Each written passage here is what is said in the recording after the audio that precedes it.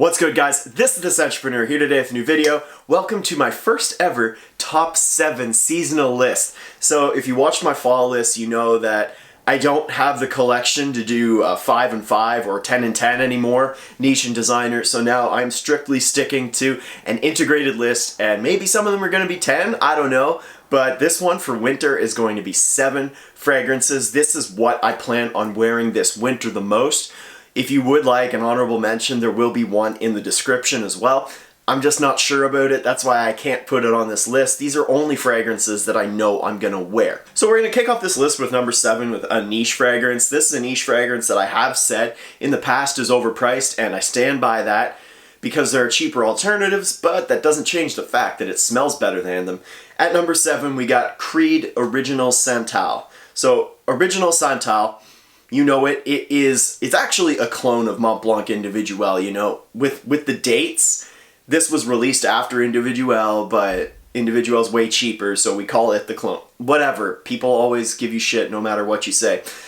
Original Santal, it smells a lot like Individuel. Take out the raspberry, add in some quality. That's it. It smells really, really nice. It's lightly spicy, it's fresh, it's really fresh, it's almost dry or sheety.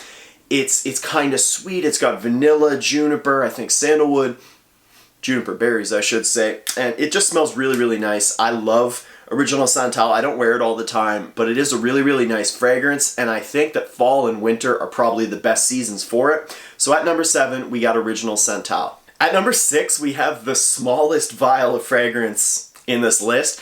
Number 6, it is just a sample because I'm actually testing this to see if I want a bottle. I'm really on the fence. This one is from Jean-Paul Gaultier and it's called Ultra Male. So I just bought this 2 mil from Decant Shop and I want to try this 2 mil out this winter season. I want to see if I like it enough and wear it enough in the winter time to buy a bottle. I'm sure you know what this smells like. It's Le Male, but except way, way sweeter. It's dialed up to shit. It's got pear. It's very, very sweet bubblegummy. It gets most of its hype as like a club banger, and it is my number 1 club recommendation. But at the same time, I want to see if I wear it in the winter.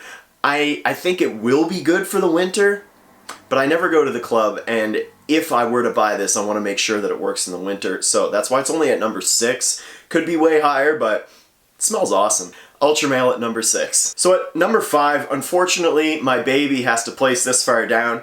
This is Replica Jazz Club from Maison Margiela. My favorite fragrance. Am I going to wear this a lot this winter? Probably, but if I were to recommend you fragrances for the winter, I would not put Jazz Club at the top because I do think that the other fragrances up from it are better, strictly speaking, winter fragrances. This is my favorite of all time though. It's rum, it's tobacco, it's sweet, it's vanilla, it's got all these beautiful notes, it's got like this coconutty vibe, and it's so masculine, but sweet, sexy, easy to wear. I love this fragrance. I'm guarantee you I'm going to wear it a lot this winter, but I feel like putting it any higher than number 5 is just an injustice to you guys, and for a change, I'm going to leave this one a little further down the list. So at number 5, Jazz Club. Next up is the last decant on this list. This is, in my opinion, the best mysterious, sexy fragrance ever. This is from Prada, and it is L'Homme Intense. So Prada L'Homme is one of my favorites as well. It's definitely in my top 5, probably 2 or 3. L'Homme Intense, it's not quite as good, but instead of the original being just this fresh, bright, clean, this time you get a bit darker, a bit mysterious of a clean. It's got leather, it's got tonka bean. In addition to most of the notes from the original, it smells really, really good. It's really, really sexy. It doesn't get quite as many compliments as the original from what I've seen, but it does perform about twice as well. So there's trade-offs everywhere.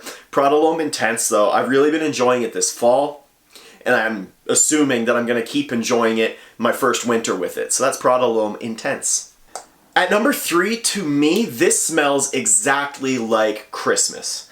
This is from what used to be my favorite fragrance brand, Parfums de Marly, Layton. This is just regular Layton. It is a small bottle, but Layton to me smells like Christmas time. I couldn't tell you exactly why. It might be the spice that kind of reminds me of like a pine tree smell, but this is a really sexy fragrance. I wanted to clarify this in another video just because I said that I would rather wear Jazz Club over Layton most days does not mean I'm selling Layton. A lot of people in the comments thought that I was getting rid of this bad boy. No, it is too sexy, it smells too awesome. I love Layton, I really do. I would wear Jazz Club more, and I do, but that doesn't mean Layton's going anywhere. And if I had to recommend you guys fragrances for this winter, I would put Layton ahead, because it smells like Christmas time, and it is so insanely sexy. Layton, you get cardamom, you get vanilla, you get sexy is what you get. You get apple, it's spicy, it's sweet, it's delicious, but at the same time it's mysterious. I can't say enough good things about Layton. It's one of the best niche releases in the past, debatably since Creed Aventus, but it's a fantastic fragrance. It's so well appreciated, and it's damn sure appreciated by this guy, so I'm not selling it. At number 3, Layton. So my top 2 are going to look familiar because they were my 2 best fragrances from last winter. At number 2, we've got the last niche on this list. It is Tom Ford Tuscan Leather Daring Bad Boy in a bottle. Smelling like a brick, eh, Drake? Man, oh man, it's so good. It's raspberry, it's leather, it's animalic, it's ashy, it's weird, it's in your face, it lasts a long time on my skin. Tuscan Leather, I've actually gotten compliments with it before from like girls my age, which is weird. Maybe, I don't know, maybe they're doing some things, but I have gotten compliments on Tuscan Leather before, and it's a really, really nice fragrance. I love wearing this when I'm dressed in all black. I just think that this is such an insanely badass, daring fragrance. You have to pair it with something like that, with something all black, something a bit edgy, a bit in your face, because Tuscan Leather is damn sure in your face. It smells fantastic. It is my top pick as a daring fragrance. I know there are cheaper options. I know there are different, more cost-effective options. This is my favorite. I like it by just a few % more than all of them, and for me, it's totally worth it. For you, you have to check out Tuscan Leather. It is one of those masterpiece fragrances that Tom Ford is so well known for. So at number 2, Tuscan Leather. And of course, number 1, if you remember last year, this was my best fragrance of the winter. This is from Viktor&Rolf Spicebomb. Just the original Spicebomb. So you could insert Spicebomb Extreme in here. Me personally, it's like a mood thing. One day I'll like Extreme better, one day I'll like this one better, but on the most part, I think this one's better for me. Spicebomb Extreme is more sexy, it's more sweet. Doesn't change the fact that I like this one better. This is a spicy bomb with every spice under the sun. It's just so fantastic. I'm gonna give her a little spray. It's spicy, but at the same time, it's not like a niche spicy. It's not a weird spicy. Despite all those spicy notes, it's so amazing. It's, in a weird way, it's delicious. In a very weird way. Say what you will about Extreme, but just spraying that in the air left me speechless for a little bit. It's such a good fragrance. I feel like it doesn't get as much appreciation as it used to because, you know, there's new, bright, shiny objects in our faces, like Extreme, like Ultra Male, whatever's new. I don't even know what's new anymore, but I feel like there's brighter, shinier objects in our face, but you can't ignore the classics, well, if you consider 2012 a classic, that still get the job done and still work really, really well. I know tons of girls and guys that love Spicebomb, and I'm one of them. So at number 1, this one, it just had to go there due to the strong performance it had last winter. Okay guys, that is my list. Comment down below, what do you think of my picks? Again, these are not only what I'm wearing, but also what I would recommend to you.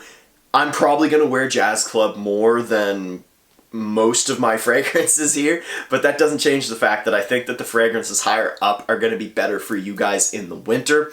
Also, let me know, do you like wearing Ultra Male in the winter, or is it just a club thing? I know some guys are like, wear it all the time, wear it in the summer, and then there are other guys that are like, nah, just strictly club. I don't have enough experience with it, but I do know that it smells damn good.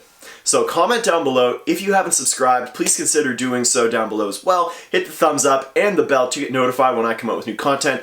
I hope you guys enjoyed this video. Don't forget to check the description for links to all the fragrances and an honorable mention, which I am just not sure about.